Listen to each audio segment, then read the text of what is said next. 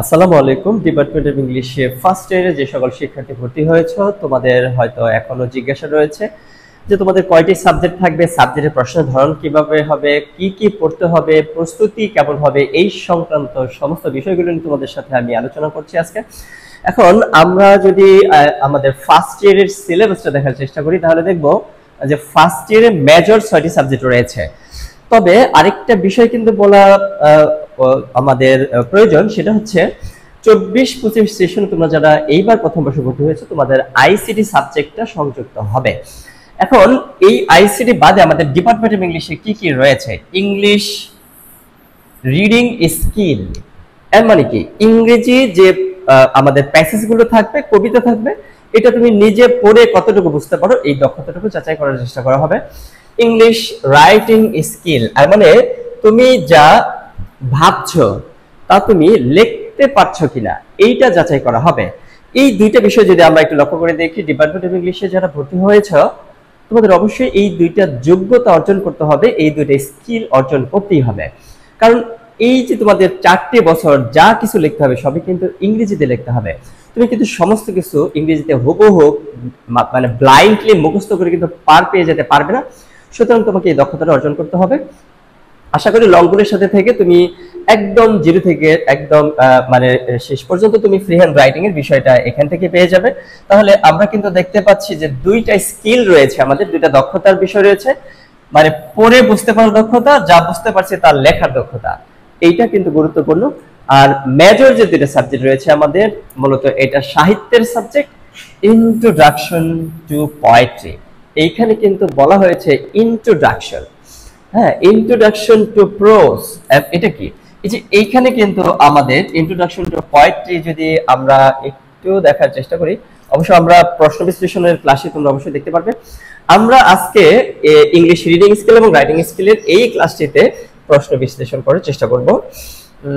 এই যে এখানে তোমাদের আমি দেখাচ্ছি English reading skill. English reading স্কিলের এই প্রশ্নটা কিন্তু 2023 সালে এসেছে জাতীয় বিশ্ববিদ্যালয়।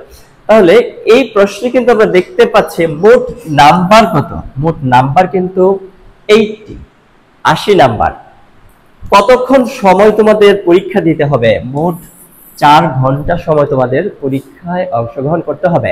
4 ঘন্টায় কিন্তু 80 নাম্বার। তাহলে বুঝতেই পারছো নাম্বার 80 হলেও লেখা কিন্তু কম নয়, লিখতে হবে কিন্তু অনেক। 80 যেহেতু 4 ঘন্টা দিয়েছে, তাহলে এই যে এইখানে দেখো একটা প্যাসেজ পার্ট এ, পার্ট এ তে একটা প্যাসেজ দেওয়া হয়েছে। পার্ট এর প্যাসেজে এই প্যাসেজটা কি পরিচিত থাকবে কিনা? একদম পরিচিত থাকবে না, পুরোটাই অপরিচিত থাকবে। কোনোভাবে তুমি পড়ে মুখস্থ করে অথবা পরিচিত একটা প্যাসেজ তুমি কমন ফেলতে পারবে না। এর মানে তোমাকে কিন্তু প্রথমে বলেছি তোমাকে অবশ্যই এই বিষয়ে পড়ে তোমার অর্থ বোঝার দক্ষতা অর্জন করতে হবে। আমরা লংগুলো এটা বোঝার চেষ্টা করব। এই যে প্যাসেজটা আমরা পাইলাম, এই প্যাসেজ থেকে প্রশ্ন কেমন থাকবে? এই যে দেখো এখানে পার্ট এ তে এটাকে বলা হয় ব্রিফ কোশ্চেন, অতি সংক্ষিপ্ত প্রশ্ন। 10টা প্রশ্নের উত্তর করতে হবে, এক করে 10 নাম্বার। তাহলে এইখানে প্রশ্নের ধরনটা যদি দেখি, দেখো 5টা প্রশ্ন করা হয়েছে সংক্ষিপ্ত প্রশ্ন ডাব্লিউএস ওয়ার্ড ব্যবহার করে। এই যে এখানে দেখো তোমরা যখন 9-10 এ পড়েছো, মনে আছে কিনা 9-10 এ সাফিক্স প্রিফিক্স যে পড়েছো, ওই সাফিক্স প্রিফিক্স এর বিষয় কিন্তু ওয়ার্ড ফরমেশন। এইখানে 3টা প্রশ্ন এসেছে ওয়ার্ড ফরমেশন থেকে, যেমন স্টার, স্টারভেশন, এটার ভার্ব কি হবে? স্টার। এরপরে ডেসপারেট, এটার নাউন কি হবে? এইখানে খুবই সহজ একটা বিষয়, এগুলো আমরা লংগলে একদম শুরু থেকে শিখবো। কোন একটি ভার্বের শেষে, ভালো করে খেয়াল করলে এখনই তোমার নিয়মটা মুখস্থ হয়ে যাবে। কোন একটি ভার্বের শেষে যদি এ টি ই থাকে, এখান থেকে ইটা বাদ যাবে, এর সাথে আই ও এন যোগ হবে, তাহলে শব্দটা নাউন হয়ে যাবে। ফর এক্সাম্পল, এই যে এডুকেশন, এডুকেট, এটা তো একটা ভার্ব, এডুকেট মানে শিক্ষিত করা, আর এটার সাথে যদি ও এন যোগ করে দিই এডুকেশন, তাহলে কিন্তু এটা নাউন হয়ে গেল। এই নিয়মগুলো আমরা বিস্তারিত পড়ব এবং আমার longolbd.com এর ওয়েবসাইটে অলরেডি ক্লাসগুলো আছে, তোমরা সেগুলো দেখে নিতে পারবে। বডি, এটার অ্যাডজেক্টিভ কি হবে? বডিলি, এগুলো নিয়ম আমরা পড়ব। তাহলে আমরা দেখতে পারলাম 3টা আসছে হচ্ছে ওয়ার্ড ফরমেশন থেকে। এরপরে দেখো এটা খুবই কমন এবং পরিচিত, ট্রান্সফরমেশন। এই 4টা প্রশ্ন আসছে ট্রান্সফরমেশন থেকে। এখানে কম্পারেটিভ করতে বলছে, কমপ্লেক্স করতে বলছে, এটা কম্পাউন্ড করতে বলছে, এই যে বিষয়গুলো একটা অ্যাক্টিভ করতে বলছে, এই বিষয়গুলো আমরা শুরু থেকে শিখবো ইনশাআল্লাহ। তাহলে পার্ট এ তে যে 10 নাম্বারের প্রশ্ন, অতি সংক্ষিপ্ত প্রশ্ন, আশা করি এটা বুঝতে পেরেছো। আবার আমরা যদি পার্ট বি দেখার চেষ্টা করি, সেম একই ধরনের আরো একটা নতুন প্যাসেজ থাকবে, যে প্যাসেজটা তোমার অপরিচিত প্যাসেজ, তোমার নিজে পড়ে অর্থ বুঝতে হবে। অর্থ বুঝে তোমাকে এই যে এখানে দেখো 8টি প্রশ্ন আছে, 8টি প্রশ্ন থেকে তোমাকে 5টি প্রশ্নের উত্তর করতে হবে। এই যে 5টি প্রশ্নের উত্তর করতে হবে, প্রত্যেকটা প্রশ্নের মান হচ্ছে 4 করে, আর মানে 20। এই যে এখানে যা পড়লাম, এই যে হোয়াট ইজ আ ম্যানার, একটা ম্যানার কি, এই যে দেখো এই প্যাসেজটা কিন্তু ম্যানার নিয়েই। তাহলে এই প্যাসেজের ভিতরে অবশ্যই রয়েছে ম্যানারের ডেফিনেশনটা, সেটা দেখে আমাদের এখানে তুলে দিতে হবে। এইভাবে একটা প্যাসেজ থেকে প্রশ্নগুলো বের করে কিভাবে তুমি উত্তরগুলো খুঁজে বের করবে, সেটার একটি নির্দিষ্ট নিয়ম রয়েছে। একই সাথে যদি বলি যে আমরা যদি ফ্রি হ্যান্ড রাইটিংটা একদম বেসিক থেকে শিখতে পারি, তাহলে অবশ্যই প্যাসেজে এবং নিজের মানে ধারণার উপর ভিত্তি করে আমরা খুব ভালো অ্যান্সার করতে পারবো। এখন ইংলিশ রিডিং স্কিলের পার্ট সি, এই যে এই পার্টটার জন্যই মূলত রিডিং স্কিলের স্টুডেন্ট ফেল করে। এখন ইংলিশের যে সাবজেক্টগুলো রয়েছে, 4টি সাবজেক্ট রয়েছে ইংলিশ এবং 2টি সাবজেক্ট রয়েছে বাংলা। এই যে 4টি সাবজেক্ট যে আমরা দেখলাম, এই 4টি সাবজেক্টের মধ্যে যদি বলি যে কোন একটি সাবজেক্ট রয়েছে যেটা ফেল আসে, একটা সাবজেক্ট রয়েছে যেটা ফেল আসে, সেটা হচ্ছে এই যে ইংলিশ রিডিং স্কিল। যে সাবজেক্টটিতে ফেল আসে বা ইমপ্রুভ আসে, সেটা হচ্ছে ইংলিশ রিডিং স্কিল। সুতরাং এখানে আমাদের বেশি গুরুত্ব দিতে হবে। আমরা কিন্তু এখানে দেখেছি যে এই 3টা থেকে যে কোনো একটা নিতে হবে, এইখান থেকে একটা। Bangla, history of English, emergency of independence Bangladesh, এটা কিন্তু ইংরেজিতে লেখা থাকলেও কিন্তু এই বইটা কিন্তু বাংলা। এখন আমরা এই যে পার্ট সি যদি দেখি, পার্ট সি, এই যে একটা কবিতা রয়েছে, এই কবিতা my mistress eyes are nothing like the sun, এটা কিন্তু কবিতার লাইন। এখন যদি বলি যে কবিতা যে রয়েছে, আমরা তো শুরুতে দেখেছি যে 20টি কবিতা পড়তে হবে ইন্ট্রোডাকশন টু পোয়েট্রির মধ্যে। ওই যে 20টি কবিতার একটা কবিতা কিনা এটা, এই 20টি কবিতার এই কবিতাটা কিন্তু একটাও না, অপরিচিত একটা কবিতা এসেছে। তবে রিডিং স্কিলের পার্ট সিতে পরিচিত অথবা অপরিচিত যে কোনো কবিতায় আসতে পারে, এই কবিতাটা কিন্তু অপরিচিত।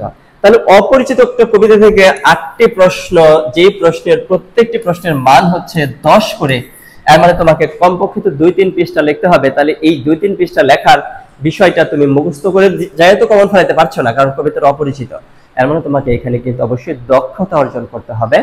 এখন এইখানে যদি আমরা একটু খেয়াল করে দেখি, দেখো এখানে জেনেরিক ফর্ম, এটা কিন্তু কবিতার একটা স্ট্রাকচারাল বিষয়। স্ক্যানিং, এটাও কবিতার স্ট্রাকচারাল বিষয়। ক্রিটিক্যাল অ্যাপ্রিসিয়েশন কবিতার স্ট্রাকচারাল বিষয়। রাইম স্কিম কবিতার স্ট্রাকচারাল বিষয়। টিউন কবিতার স্ট্রাকচারাল বিষয়। আর বাকিগুলো হচ্ছে কবিতার বর্ণনামূলক বিষয়। তাহলে এখানে কিন্তু 5টা প্রশ্ন থাকলে স্ট্রাকচারাল বিষয়। এই স্ট্রাকচারাল বিষয়গুলো যদি আমরা বেসিক থেকে বুঝে পড়ি কবিতার, তাহলে যে কবিতায় আসুক সেখান থেকে কিন্তু অ্যান্সার করা যাবে। আমরা ইংলিশ রিডিং স্কিল দেখলাম, একই সাথে আমরা এখন ইংলিশ, এইখানে কিন্তু আশা করি তোমরা ইংলিশ রিডিং স্কিলে যে প্রশ্ন বিশ্লেষণটা করলাম, তোমরা আশা করি সে প্রশ্ন বিশ্লেষণটা দেখে অবশ্যই আশা করি তোমরা এখান থেকে কিছু বুঝতে পেরেছো। এখন আমরা ইংলিশ রাইটিং স্কিল যে রয়েছে, ইংলিশ রাইটিং স্কিলের যে প্রশ্নটা রয়েছে, সেই রাইটিং স্কিলের প্রশ্নের ধরনটা কেমন হবে, এবং 100 নাম্বারের মধ্যে 80 নাম্বার তো হবে রিটেন এবং 20 নাম্বার থাকবে হচ্ছে আমাদের ইনপুটস। এখন এই প্রশ্ন বিশ্লেষণ করে আমরা একটু বোঝার চেষ্টা করব যে ইংলিশ রাইটিং স্কিল, ইংরেজি যে লেখার দক্ষতা, আমরা কিন্তু ফ্রি হ্যান্ড রাইটিং অবশ্যই শিখবো। এই 4 ঘন্টার পরীক্ষার 80 নাম্বারে কি কি শিখতে হবে আমাদের। পার্ট এ, এখানে কিন্তু 12টা প্রশ্ন থাকবে, 10টা অ্যান্সার করতে হবে। এখন যদি দেখি, দেখো what do you mean by drafting. আচ্ছা, what is subjective essay, subjective essay কি, এসে কিন্তু অনেক ধরনের হয়, সাবজেক্টিভ এসে কি, হোয়াট ইজ স্কিমিং। আচ্ছা ঠিক আছে, এই যে দেখো এই বিষয়গুলো কিন্তু, আচ্ছা হোয়াট ইজ ফাইন। আচ্ছা এই যে কবিতার ছোট ছোট বিষয়, এই যে এখানে দেখো what is due letter, due letter কি, এই যে সংক্ষিপ্ত ছোট ছোট প্রশ্ন, what does CB stands for, CB বলতে তুমি কি বোঝো। এই যে এই ছোট ছোট বিষয়গুলো, যে বিষয়গুলো আমরা 9-10 স্কুল লাইফ এবং কলেজ লাইফে পড়ে এসেছি, মুখস্থের যে বিষয়গুলো, paragraph, letter, application, composition, CB writing, এই যে এই বিষয়গুলি মূলত রাইটিং স্কিলের অংশ। এখন এইখানে রাইটিং স্কিলে যেমন হচ্ছে প্যারাগ্রাফের কথা যদি বলি, একটা প্যারাগ্রাফে কয়টা পার্ট থাকে, একটা প্যারাগ্রাফে কিন্তু পার্ট থাকে 3টা। তাহলে এটা কিন্তু এই যে সংক্ষিপ্ত একটা প্রশ্ন হইলো, একটা প্যারাগ্রাফে প্যারা থাকবে কয়টা, একটা প্যারাগ্রাফে প্যারা থাকবে একটা। এই যে এরকম ছোট ছোট প্রশ্ন থাকবে, এই প্রশ্নগুলো তোমাদের আমি সাজিয়ে গুছিয়ে দেওয়ার চেষ্টা করব। আমার longolbd.com এর ওয়েবসাইটের মধ্যে থাকবে, তোমরা ইচ্ছা করলে নিতে পারবে।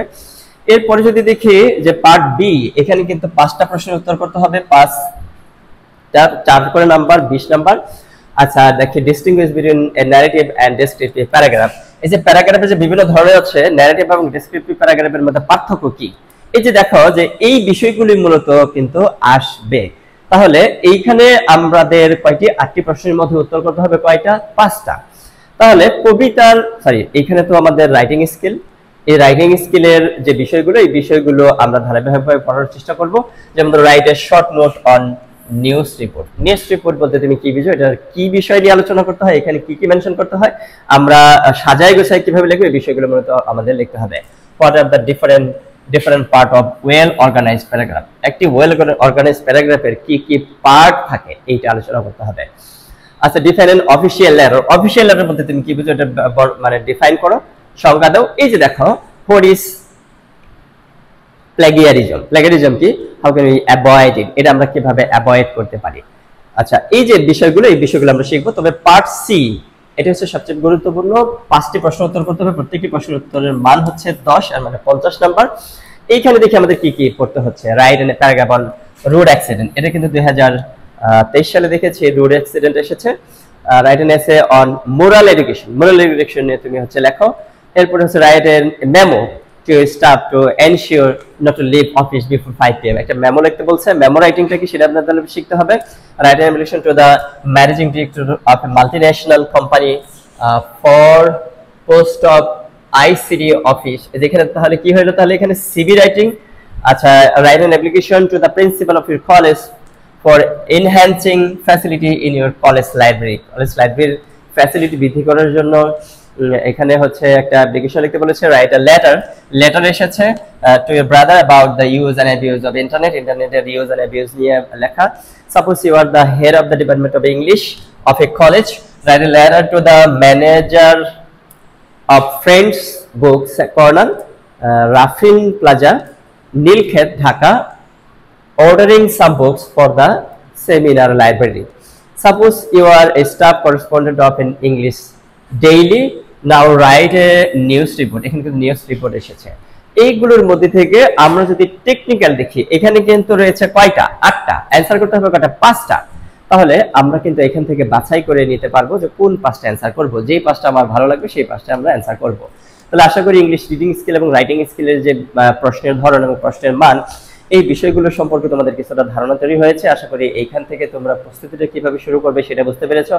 আর এই দুইটা কিন্তু রিডিং এবং রাইটিং স্কিল দক্ষতা, এই দক্ষতা কিন্তু ফার্স্ট ইয়ারের মধ্যে অর্জন করে শেষ করতে হবে। এই ফার্স্ট ইয়ারে যদি আমরা এই দুইটা দক্ষতা অর্জন করতে পারি, তাহলে 4th ইয়ার পর্যন্ত আমাদের ডিপার্টমেন্ট অফ ইংলিশে কোনো ধরনের হ্যাসেল ভোগ করতে হবে না।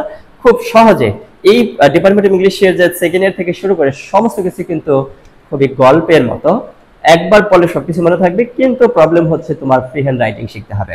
এই ফ্রি হ্যান্ড রাইটিং longolbd.com এ তোমাকে একদম ফ্রি শেখানো হবে। আশা করি তুমি আমাদের সাথে থাকবে। ধন্যবাদ সবাইকে আজকের ক্লাসটিতে অংশগ্রহণ করার জন্য।